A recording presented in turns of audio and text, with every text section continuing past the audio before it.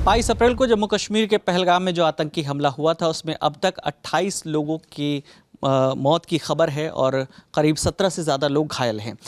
इन सब के बीच एक आतंकी का फोटो सामने आया है। जो क्या है पूरा मामला नीरज? सबसे पहले बारामूला में जो आज हुआ है वो हम बताते हैं कि जो अभी तक जानकारी उसके मुताबिक बारामूला जिले के उरी सेक्टर में नियंत्रण रेखा के पास सुरक्षा बलों ने 2 आतंकवादियों को मार गिराया।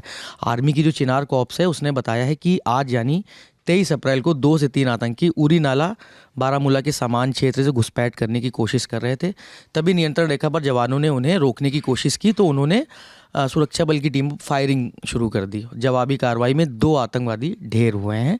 इस अभी तक की ये खबर है और अभी ऑपरेशन चल रहा है। अच्छा, ये जो आतंकी है ये घुसपैठ कर रहे थे। इनका जो पहलगाम में जो कल आतंकी हमला हुआ है उससे इनका लेना देना नहीं है। चिनार कॉर्प्स नहीं है। हाँ, अभी तक कोई इस तरह का नहीं आया कि ये आतंकवादी वही थे जिन्होंने कल हमला किया है, ऐसा कुछ अभी नहीं आया है।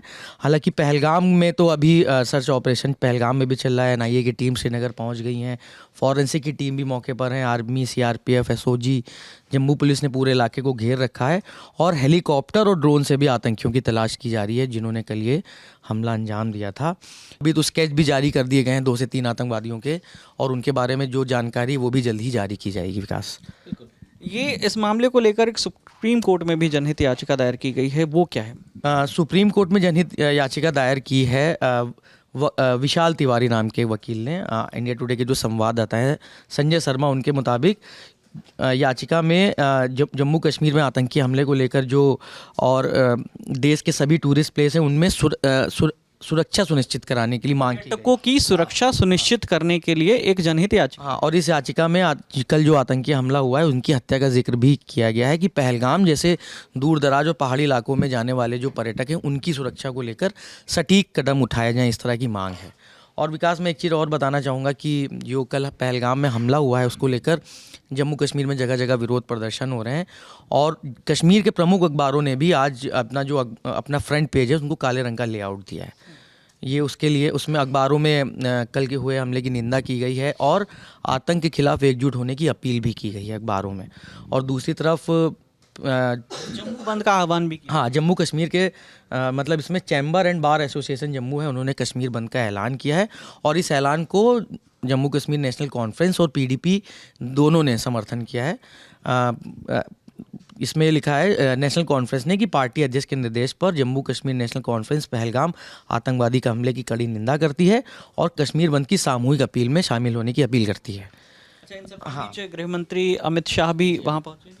हाँ, गृह मंत्री अमित शाह भी वहीं पहुंचे। उन्होंने मृतकों को श्रद्धांजलि भी दी है जो कल इस हमले में मारे गए हैं। और अभी ये भी सवाल उठ रहा है कि आतंकियों ने बैसरन घाटी को ही क्यों निशाना बनाया। तो जैसा कि जो रिपोर्ट्स अभी तक आई हैं इंडिया टुडे की, उसके मुताबिक ये है पहलगाम से बेसरन की दूरी 6 किलोमीटर की है और ये इलाका जंगलों से घिरा हुआ है और काफ़ी ऊंचाई पर भी है। मतलब गाड़ियाँ नहीं जा सकती हैं यहाँ पर, तो घोड़े के माध्यम से इन सब तरीक़ों से जाते हैं और ये ट्रैकिंग के लिए भी बहुत फेवरेट डेस्टिनेशन है पर्यटकों की।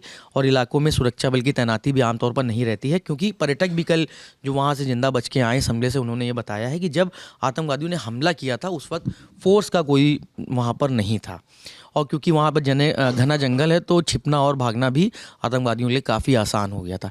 इस वजह से बताया जा रहा है कि उन्होंने इस जगह की रेकी की और इसी जगह को हमले के लिए चुना क्योंकि वहाँ पर्यटक समूह में आते हैं। बताया जा रहा है कि जिस वक्त ये हमला हुआ उस वक्त 45 टूरिस्ट का ग्रुप एक गया था, वहाँ पर घूम रहा था कोई घोड़े पे और एक घास का मैदान भी है उसमें। बिल्कुल। तो इन सब के बीच में कल जो पहला तस्वीर आई, पहले वीडियो आए, उसमें ये कहा गया कि जितने भी वहाँ पर लोग मौजूद थे उनमें पुरुषों को ख़ास तौर पर टारगेट किया गया और उनसे उनका धर्म पूछा गया। कुछ से कलमा पढ़ने को कहा गया, जो लोग कलमा नहीं पढ़ पाए उनको उनके परिवारजनों के सामने ही गोली मार दी गई। और कहा यह भी जा रहा है, जो वहाँ प्रत्यक्षदर्शी थे जो बचकर आए हैं, उनका कहना है कि आतंकी इंडियन आर्मी की जिस तरह की ड्रेस होती है वैसी ही ड्रेस में आए थे और इसके बाद जब असली आर्मी के जवान वहां पहुंचे थे उनको बचाने के लिए, जो वहां पर मौजूद थे रेस्क्यू के लिए, जब जवान पहुंचे उनको देखकर भी वो डर गए थे क्योंकि उनके जहन में वही खौफ था कि कहीं ये भी तो आतंकी नहीं और क्या ये भी तो हमें मारने नहीं आए हैं। इस मामले पर जो भी लगातार अपडेट आएंगे हम आप तक लेकर आते रहेंगे और ललन टॉप ग्राउंड ज़ीरो पर भी पहुंच चुका है, वहां से भी जो रिपोर्ट्स आएंगी आपको हमारे चैनल पर मिलते रहेंगे। इस बातचीत में मेरे साथ नीरज थे, मेरा नाम विकास वर्मा है। देखते रहिए दी लल्लन टॉप। शुक्रिया।